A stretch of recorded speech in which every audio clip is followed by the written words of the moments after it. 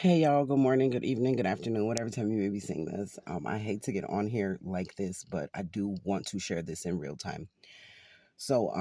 This morning, my wonderful 6-year-old had a very difficult time finding his shoes, and the rush of all of that and the frustration of not being able to find one shoe, had taken me to a place that I don't like to go, especially first thing in the morning.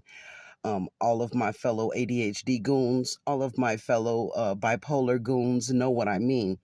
That for anybody, the very first couple of minutes of your day are very important. You know what I mean? They're critical for the trajectory of your whole day. So that right there within itself. So we find the shoe, we're heading out. And as I'm arriving at the school, there's another mom arriving at the school at the same time, and she and I are facing each other.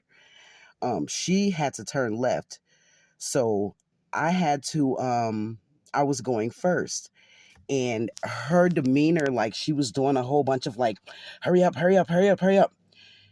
Mind you, I'm already not, in a very patient headspace. I've fought and utilized a good portion of patience just to not yell at my 6-year old, just to not rush him and things like that.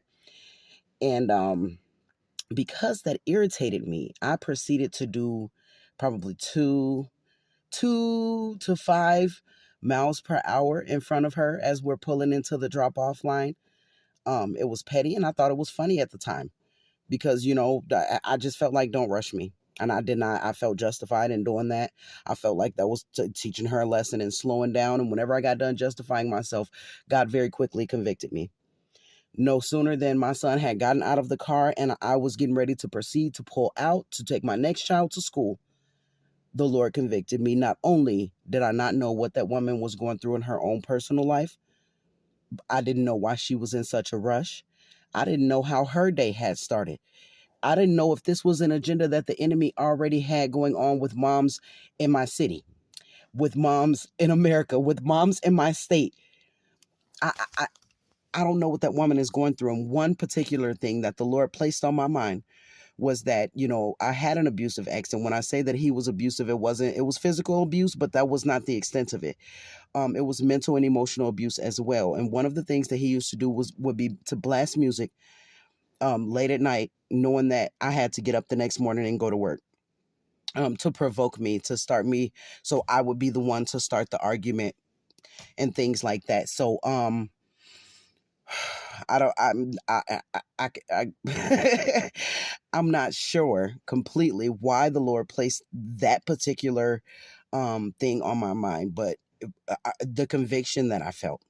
So then anyway, because I wanted to keep this very short, I wanted to edit it into a short. So I prayed for the lady, asked the Lord to forgive me, and then I prayed that the Lord blessed her and carried her through her day and comforted her through her day. And immediately after I prayed for her, I wanted to cry. And I don't know if that was me like throwing a tantrum. Like I literally felt like I wanted to cry. I don't know if I was vicariously feeling that feeling of crying, and maybe that's where she was. Maybe the Lord allowed me to experience that. Things like that. But I think that this is why the Bible says to be slow to anger, because you never know